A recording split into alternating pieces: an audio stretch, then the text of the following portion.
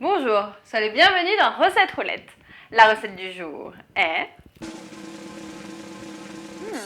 la merveilleuse mousse au marron. Tout un programme.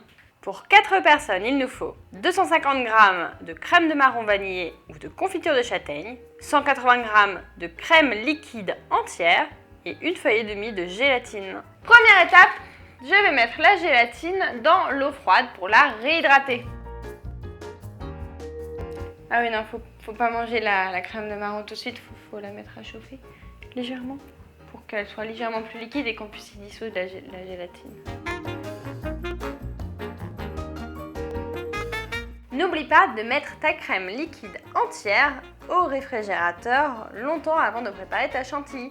Si jamais tu n'as pas prévu le coup, j'ai quand même une solution. Mets-la 15 minutes au congélateur avec les fouets, le bol, tout ce qui va, afin de mettre toutes les chances de ton côté. Car crème liquide entière avec plein de matière grasse bien froide, il n'y a pas à dire avec ça, la chantilly, elle monte. Donc tu vois là, la gélatine, elle est bien réhydratée, donc tu la prends dans tes doigts, comme ça, et ensuite tu la presses pour retirer l'excédent d'eau. Et après, on va tout simplement la mettre dans la crème tiède. Et je mélange cette crème de marron avec la gélatine au reste de la crème de marron. Pour mettre toutes les chances de mon côté, j'ai placé mon bol sur un bloc de glace. Il ne me reste plus qu'à incorporer délicatement la crème fouettée dans la crème de marron.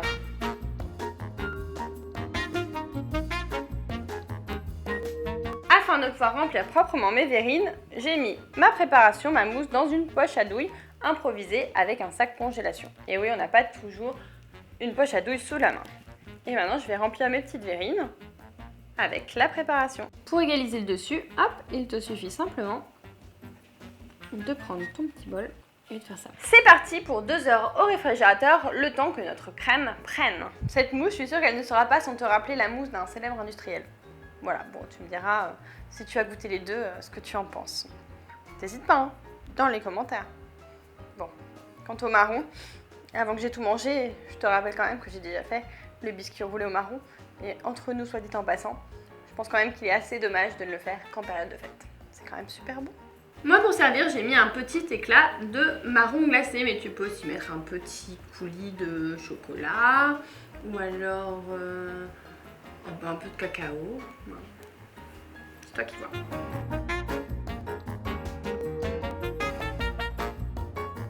On se retrouve demain à 11 h pour une nouvelle recette. Et si tu ne veux pas en rater une miette, un conseil, abonne-toi à la chaîne Marmiton avant que j'ai fini toutes les mousses. Regarde, j'enlève le marron glacé, on va goûter en dessous et je remettrai le marron glacé, personne ne verra qu'on a goûté. Oh là là, quelle texture! C'est dommage, j'en ai plus. J'ai rien fait. Non. Ah,